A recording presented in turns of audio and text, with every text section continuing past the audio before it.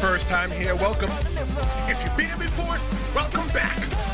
I'm Tristan Law, semi-retired pro wrestler. Today, I'm your host. There is new audio connected to Vince McMahon, Ari Emanuel, and the WWE sale to Endeavor. But the audio's not the whole story. The audio, it's the door. The real story is this. Did the WWE sale serve WWE first, or did it serve Vince McMahon first? When WWE was sold to Endeavor, a lot of people looked at it like it was business history. WWE and UFC underneath one roof. TKO is born, a global sports and entertainment machine. WWE gets bigger. UFC gets paired with another monster brand. Everybody makes money, but this new reporting makes the question feel different. Maybe this was not just WWE finding the right buyer. Maybe this was Vince McMahon finding the right landing spot. And that's the episode today. This is not whether TKO era WWE is working. That's a whole separate conversation that we've had before. WWE's hot, the business is strong, the shows are still moving, fans are still watching, Cody's still Cody, Gunther's still Gunther, WrestleMania's WrestleMania. This is about the road that got us here. And based on what's being reported, I think it's fair to ask this. Did the WWE sale serve WWE first, or did it serve Vince McMahon first? And my answer right now, as I stand here before you, my answer is this. The sale may have been good for WWE, but I think it served Vince first. Not because nobody else benefited. Endeavor benefited. Shareholders benefited. TKO, they definitely benefited. Fans, us, we may be benefiting from the product, but Vince, I think Vince McMahon had the most tied to the sale. He was tied financially, emotionally, legally, and historically. Vince McMahon didn't just sell WWE. He had to control the final chapter of his own empire. By the end of the episode, we're going to talk about why the most Vince McMahon thing about this entire story might be this. Vince spent his entire life, the majority of his life, booking the finishes of matches. But this time, I think the finish booked him. Before we get into Vince's ego, fare, legacy, and power, we have to start with what actually triggered this conversation. The new audio and what it suggests. The audio doesn't prove every theory people have about Vince, but it does change the question. Instead of asking, was WWE sold to the right buyer, we now have to ask, why was this buyer so attractive to Vince McMahon? Ari Emanuel, he reportedly left some voice messages in 2022. The messages discussed the legal help that Vince McMahon could get. It's called indemnification. If you work for certain companies, depending on what you do, you get indemnified and they'll cover your law expenses and stuff like that. It's not a law show, it's a wrestling channel. I am the law, but it's not a law show. Vince reportedly later told banker Jeff Sine that Endeavor would solve a lot of problems. So what kind of problems are we talking about? This was before Vince formally returned back to the WWE because he left, and before the formal sale process fully opened. The audio that is floating around the internet that I'm not going to play because it doesn't matter. It's not the whole case. It's a part of it. It's a slice of the slice of the slice of a pie. But the audio matters because it gives us a window into the motive. The question becomes, was Endeavor the best buyer for WWE? Because look, man, a lot of people want to buy WWE. Look, I want to buy WWE. I'm just waiting for a couple of checks to cash. Was Endeavor the best buyer for WWE, or was Endeavor the best buyer for Vince? Those are two different things. And I'm not sitting here saying the audio proves every single thing people thought about Vince McMahon. That's not what I'm saying. What I'm saying is the audio makes the clean corporate version of the sale a lot harder to accept without questions. I'm not saying Endeavor could make legal problems disappear. I'm not saying Ari could wave a magic wand over the DOJ and the SEC. That's not how this works. But when legal support and indemnification enter the conversation, now we're not just talking about business. We're talking about the kind of buyer Vince may have personally needed. The audio is not the story. The audio of their voice messages is the receipt that makes us look differently at the story. And that brings me to the part of the story that's bigger than any voicemail. WWE proved that it could survive without Vince McMahon. The most dangerous thing WWE may have done to Vince McMahon was prove that it could survive without him. Vince McMahon stepped away in 2022 because, he had his allegations, of sexual misconduct and abusing his power and whatever. We're not here to litigate that today. But the thing was that WWE didn't fall apart. Imagine the thing that you made, the baby that you birthed, the company that you grew, that you felt needed you for its whole entire time, it didn't fall apart. Vince McMahon's daughter, Stephanie, she stepped into the leadership, right? I think that Stephanie was the best person. This was before WWE got sold. I think that Stephanie McMahon was probably the best person. If you want to keep it with a McMahon, let that person, run the business. Nick Khan stayed with the WWE on the business side. Triple H took over creative. They pretty much took Vince McMahon's job and to split it into three. Fans started giving Triple H credit. The machine kept moving. That may have created ego pressure in Vince McMahon. Because for a man like Vince McMahon, let me tell you this. I don't know Vince McMahon. I've known people that known Vince. I've known people that's worked for Vince. I have watched videos on Vince. One of my favorite WWE DVDs that I own is the one where McMahon's face is in half and it's called McMahon. I got it.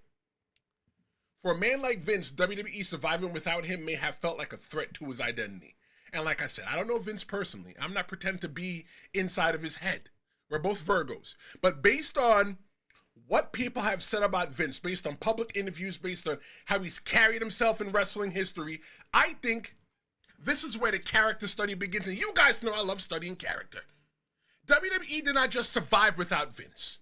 WWE surviving without Vince may have been the thing Vince couldn't survive.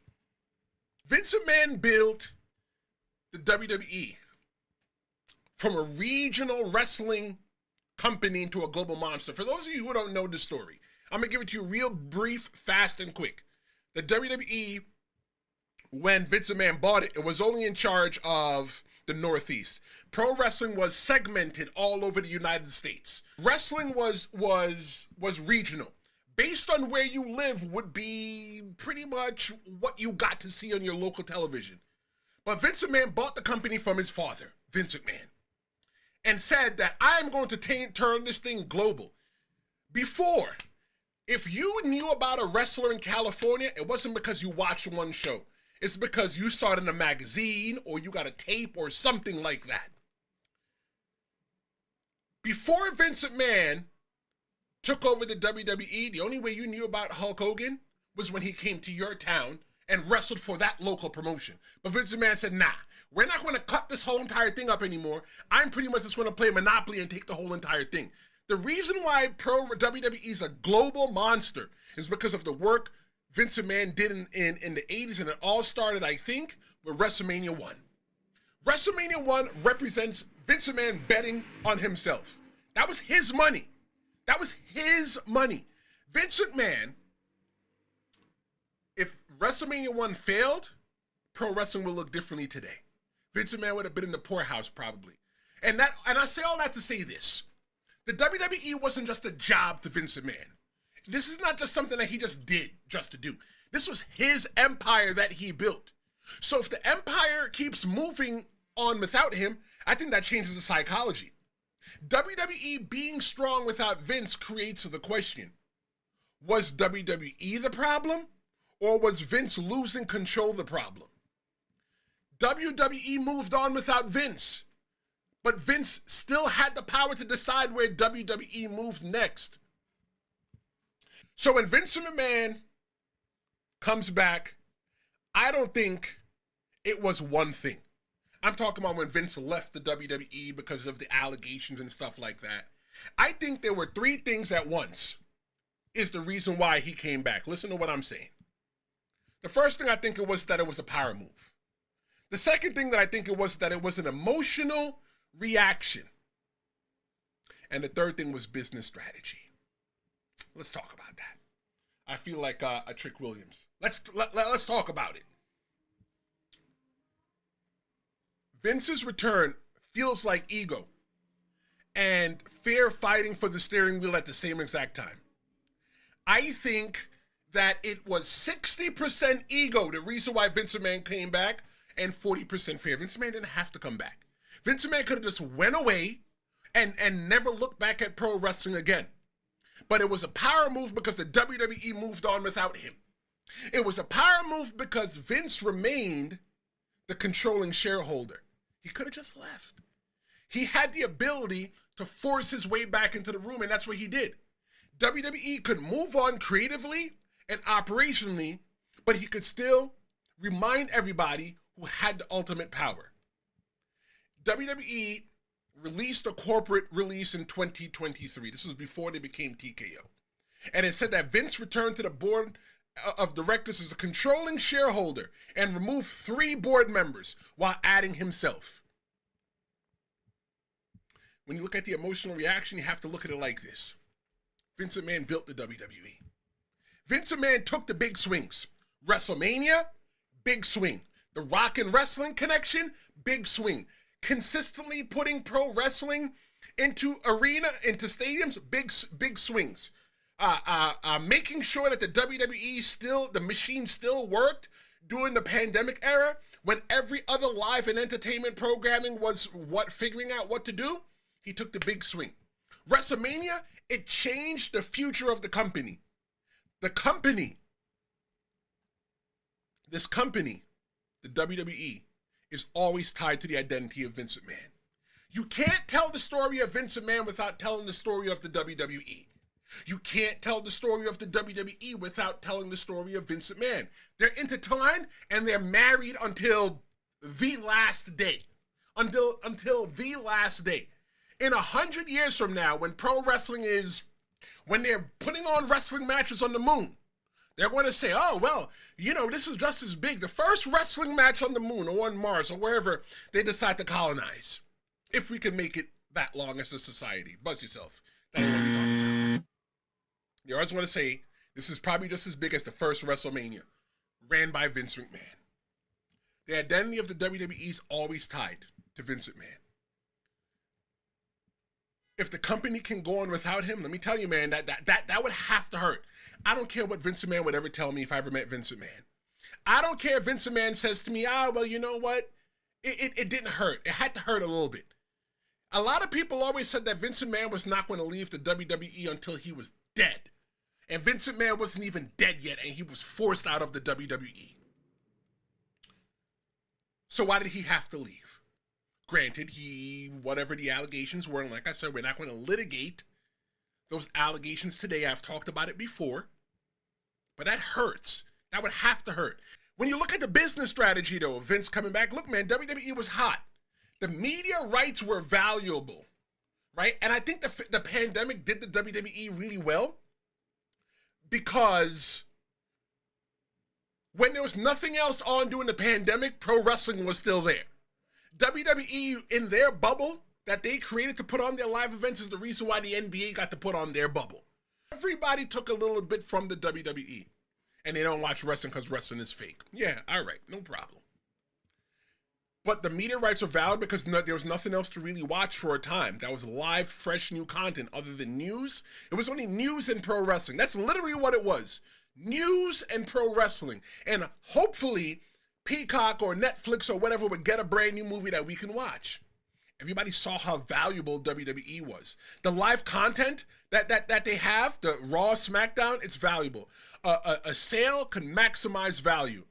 A sale could also maximize Vince McMahon's interest. I'm sure Vince could tell for himself this was best for WWE. And to be fair, There's a business argument there. WWE was hot. Media rights were valuable. Live entertainment is valuable. Endeavor, the company that purchased the UFC and it would eventually purchase the WWE and form TKO, they've already proven that they can grow UFC. But I also think Vince was doing what was best for Vince. And that's where this gets interesting. A deal can benefit WWE and still serve Vince McMahon first. If Vince McMahon couldn't be the man running WWE, he could still be the man who sold the WWE. If Vince couldn't be the man running WWE, he could still be the man who decided where the WWE went. When we say the sale protected Vince, we have to be careful. Because legal protection doesn't always mean legal magic. When I say Vince may have wanted protection, I don't mean Endeavor could make the Department of Justice disappear. That's not how this works. Indemnification, I explained it briefly, is pretty much where you get your legal fees covered by corporations, right? Indemnification can mean covering certain legal expenses or liabilities that you may have as a executive officer with the company.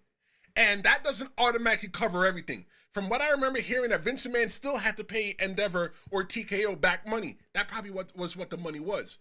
If you get indemnified by a corporation, it doesn't mean that criminal investigations just stop. Because if you do something wrong, listen to me, you deserve to be held accountable. This might be wrestling, but it's not the wrestling ring. It's real life, pal. Get it together. It doesn't mean that you get a free pass.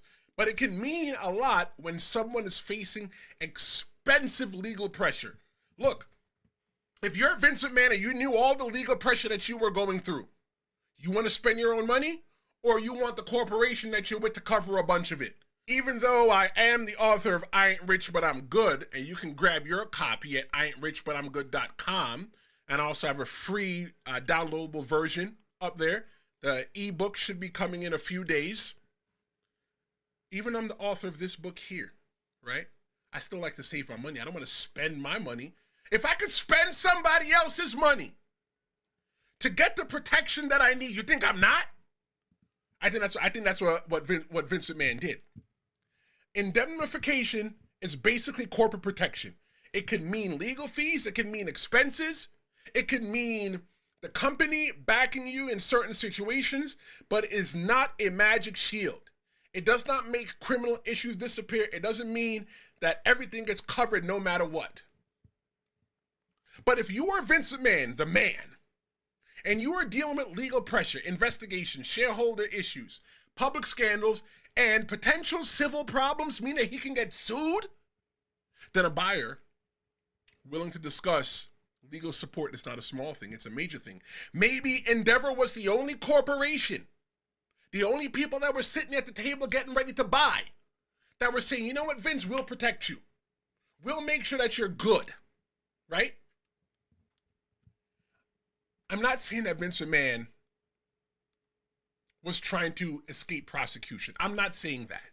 I think it'd be inappropriate for me to say that because I don't know Vince McMahon personally to even say that. I think it appears reasonable to ask. It looks like legal support may have mattered. Look at everything Vince McMahon was going through. Vince McMahon, they were getting ready to drag him, right, wrong, or indifferent, whether he was right, whether he was wrong, for what transpired allegedly. I have to say allegedly because I don't want to get sued. I don't got no money to get sued. Right, wrong, or indifferent, because if you sue me, you ain't going to get nothing. You want the microphone, you can have it. Right, wrong, or indifferent. The allegations that were against Vince McMahon, those are big things. And they were hitting him financially, not criminally. They didn't get him criminally yet. So this makes Endeavor look like a useful landing spot for Vince McMahon. I don't think that Vince McMahon needed a buyer for the WWE. I think that Vince McMahon needed a landing spot. I don't think Endeavor, though, was some charity case coming to save the WWE. I think that Endeavor saw a once-in-a-lifetime generation asset They saw the WWE as a once-in-a-lifetime generation asset to where it became sold. And what they did was that they moved. And they moved on. Endeavor didn't buy WWE because WWE needed saving. There was nothing wrong with the WWE. There was nothing wrong with the WWE. It was a publicly held company. They were making money coming out of the pandemic. Endeavor didn't need to buy the WWE. The WWE wasn't drowning. The WWE wasn't going out of business tomorrow, right? The WWE, we weren't afraid that WWE was like WCW back in 2001. WWE wasn't even close to that. I think that WWE was really profitable and WWE was doing their thing. WWE wasn't drowning. Endeavor, I think they just bought the whole entire ocean. Endeavor is an opportunist. You remember when Edge cashed in his first Money in the Bank and they called him the opportunist? Endeavor's the opportunist. They cash in that Money in the Bank, and there's a lot of money too. They're not necessarily the heels in this story, right? WWE wasn't weak. WWE was hot. Wrestling as a category, there was more oxygen in the conversation because AEW had entered the national conversation. AEW being born and AEW being successful. Look, I'm not a big AEW guy. That's why Zach Morgan hosts AEW Weekly. It's the audio-only podcast on this channel, the 830 Wrestling Network. You could also listen on Spotify or Apple Podcasts. I understand what's still happening in AEW, even though I'm not an AEW week-to-week guy. AEW is successful. Don't let anybody tell you that AEW is failing. AEW getting hot didn't make the WWE less valuable. AEW getting into the sphere of pro wrestling didn't make WWE less valuable. It made wrestling look more valuable. If the son of the Jacksonville Jaguars is opening up a wrestling company and putting it on a scale that's comparable to the WWE, there's got to be something going on there. What is happening in pro? It's like, okay, for me, look, I go to the casino and I like to play Baccarat. If you know what it is, follow. If you don't, just follow. It's a card game. And in the casino, I'm like, why is there so many Asian people sitting around this game? So me being the man that I am, I Googled, what is it that they know that I don't know? I'll tell you, it has the best odds in the casino. I don't know the point I was trying to make. I don't know the point I was trying to make. Damn it, I lost my point. I was going somewhere, and I totally forgot my point. I don't even know what I'm talking about. I think that WWE, I don't want to tell you what I think. Let me tell you what I know. We're talking about wrestling being valuable. WWE is better than buying a single sports team. Listen to me. The New York Knicks, and I'm not a basketball fan because you guys know I don't watch fake sports. I only watch real sports like wrestling. That's actually a shirt. You know, pro wrestling is fake. Pro wrestling is fake and other sports are, pro wrestling is real, other sports are fake. Or something like that. That's the shirt that I got at 830mg.com/shop. And the Knicks are a world champion. The Yankees are a great basketball team, baseball team, if you can get into them business-wise. But you know what the best thing that you can buy, if you can buy it, is? The WWE. Why? Pro wrestling, WWE, if even owning AEW, right? They are better than a single sports team in some ways because it's not locked to one hometown. WWE could run in New York. It could run in London. It could run in Saudi Arabia. It could run in Puerto Rico. It could run in Australia. It could run in Chicago. It could run in Toronto. It could run in Berlin. It could run in Paris and still feel like it's the home team to people. Still feel like it's the home team to people. You know how WWE manipulates you into doing that? When you go to the when the WWE comes to your town, WWE makes specific merch for your town. So now you're walking around with the WWE shirt or the Brock Lesnar shirt, the Suplex City, Boston. You're walking around with the shirt of John Cena that is close to the colors of the team. It's all about when they come to your town, they're playing to the town. They make us feel like we're the hometown. When I went to the AEW show last month or the month before, I don't know, I'm losing track already.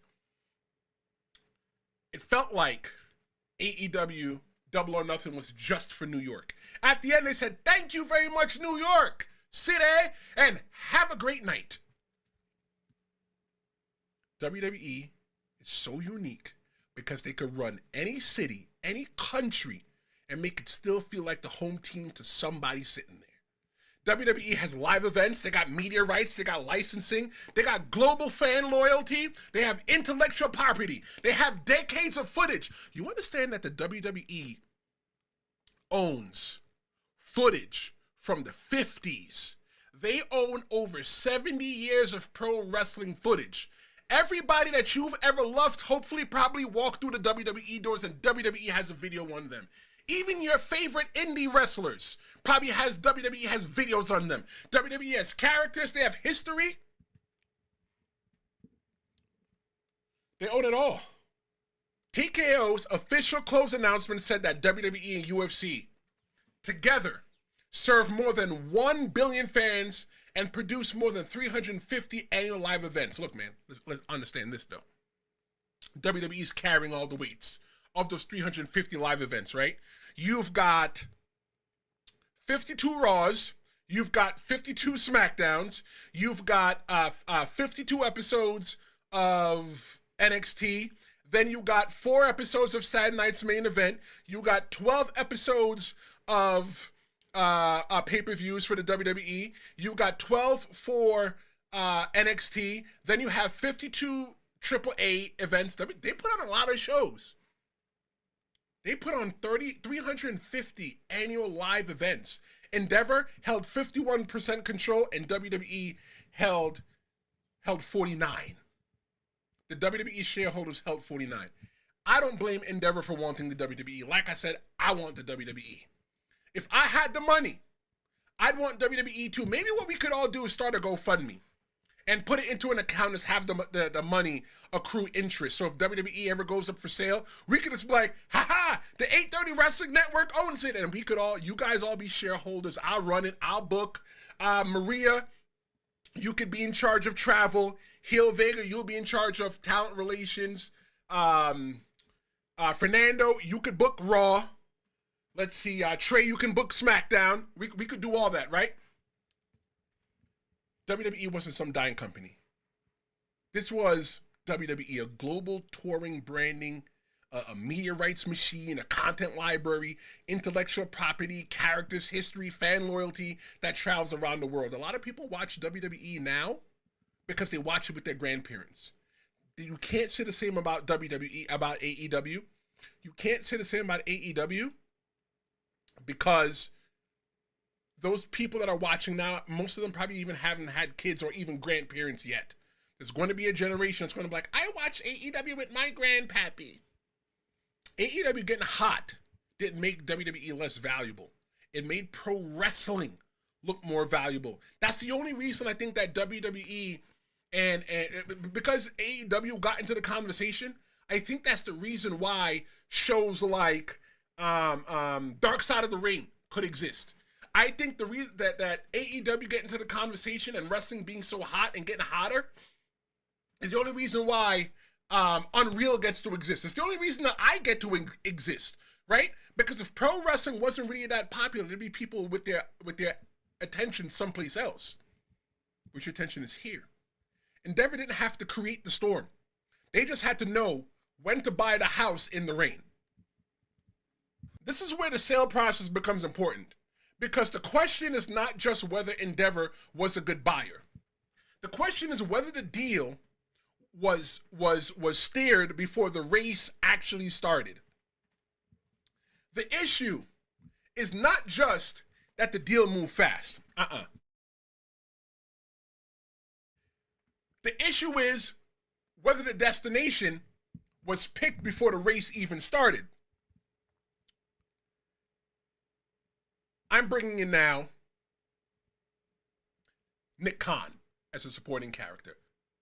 What, you thought I had Nick Khan really here? That'd be cool if I get Nick Khan on the channel. We're going to bring in Stephanie McMahon as internal contrast, okay? The episode is not about them.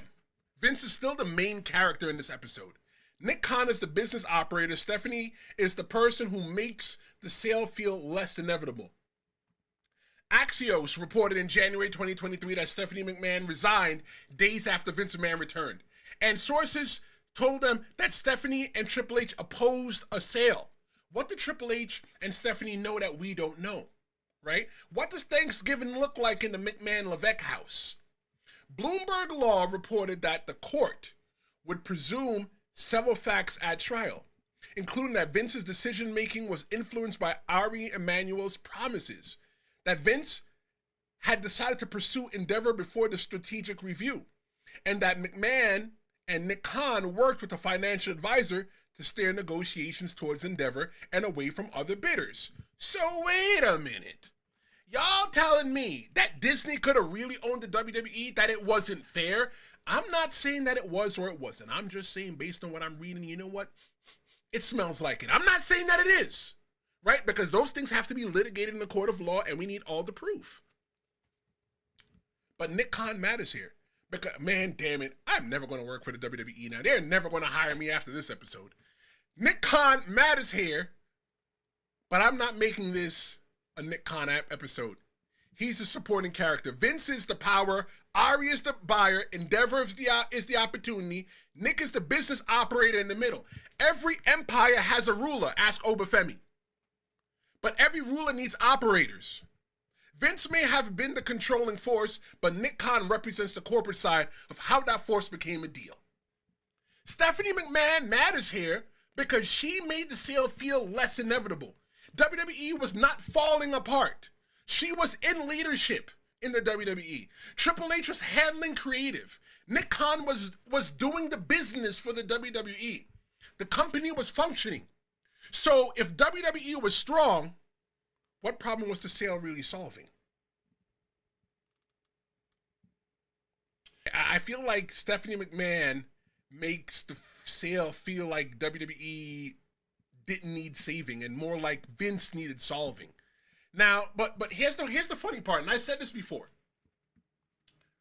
A lot of you guys out there are regular fans, and that's okay. There's nothing wrong with it.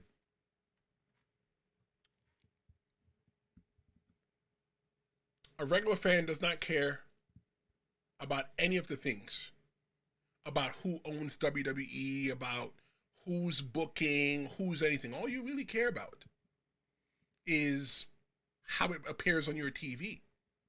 Most fans, most of y'all, don't care how the sausage is made until the sausage tastes funny. The regular fan doesn't care about the Delaware shareholder lawsuits.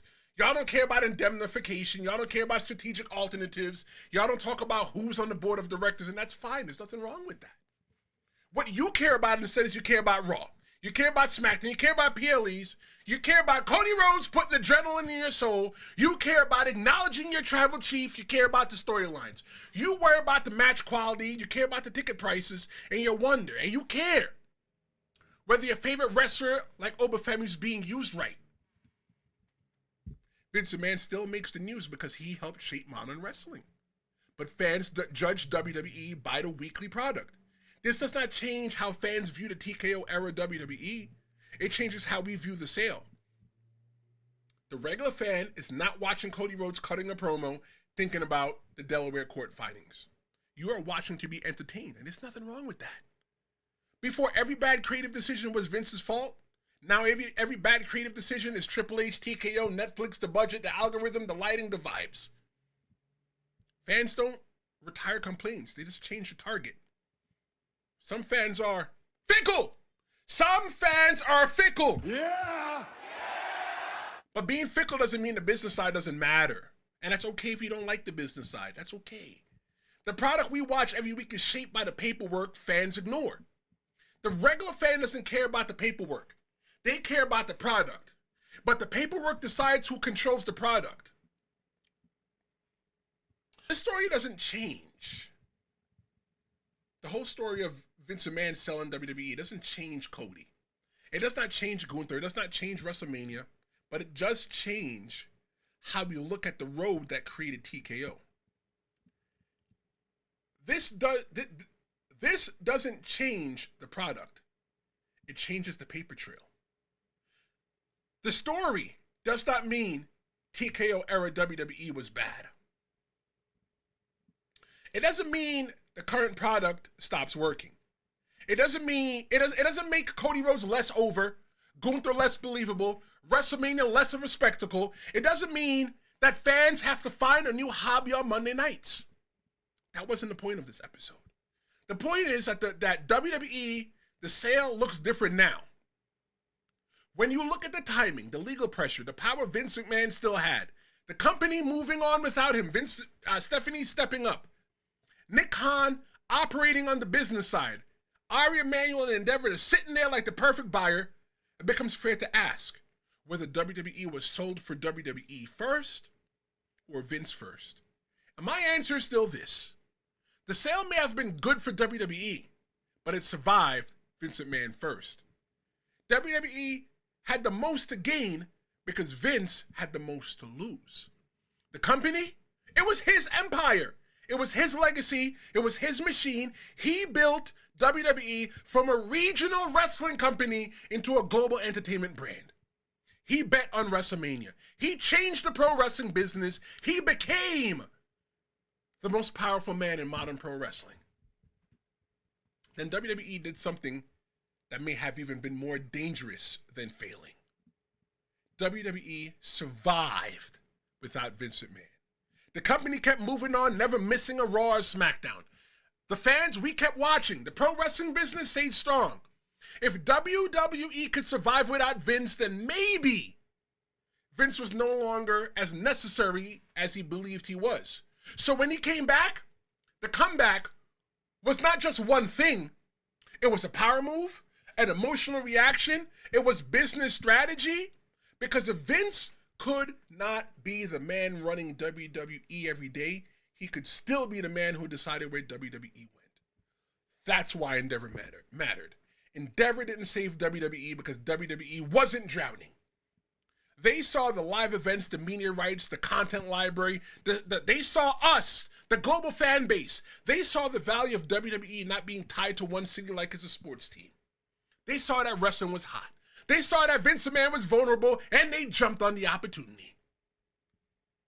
That doesn't make Endeavor the heel in the story. It makes them the opportunists. But Vince is still the main character here. This feels like Vince trying to control the one thing he had always controlled, the finish. The problem this time is the ending didn't stay in his hands. He tried to turn scandal into strategy, vulnerability into leverage, an exit into a victory lap. He tried to write the final chapter of his own empire. But now, every time the sale gets discussed, the question follows it. Did the sale serve WWE first, or did it serve Vince McMahon second? And that's the part Vince cannot control anymore. The man who spent decades controlling every story that we've laughed and cried to. I ain't gonna lie. I cried when Kofi Kingston won the championship. The story became bigger than Vince McMahon. The man who built the empire watched the empire become bigger than his grip. And maybe that's the real finish. Maybe that's the real finish the whole time. Vince McMahon spent his entire life booking the finish. But this time, I think the finish booked him.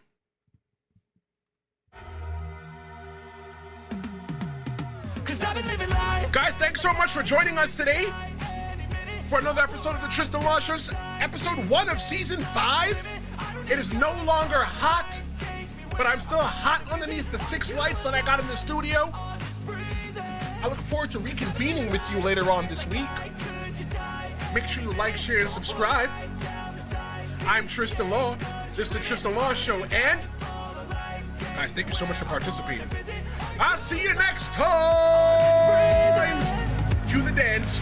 Flashing red lights, driving at night, windowless ride, feeling alive, nothing in sight, forever in flight. Follow those lines, we'll make it this time.